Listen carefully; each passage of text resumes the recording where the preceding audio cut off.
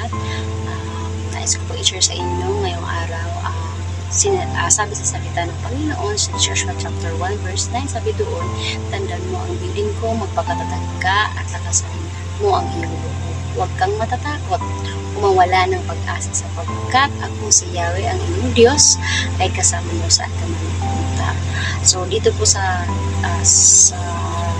passage na ito, makita natin na address ito ay si Joshua at yung mga Israelite na kung paano nila makakonquer yung promise land. So makita natin dito yung encouragement kay Joshua, magpakatatag ka, lakasan mo yung loob sapagkat nga madami silang hinaharap or paano as a leader, paano mapapangunahan ni Joshua na makonquer yung promise land. So as a Christian, may mapupula tayo dito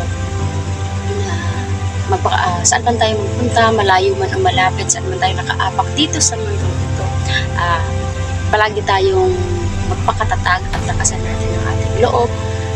Huwag tayong matatakot sa anumang hamon sa buhay na nangyayari sa ating araw-araw. Mga problema man yan, mga negative, positive na nangyayari sa buhay natin.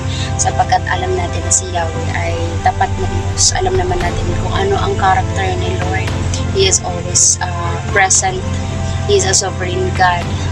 And He is omnipotent God.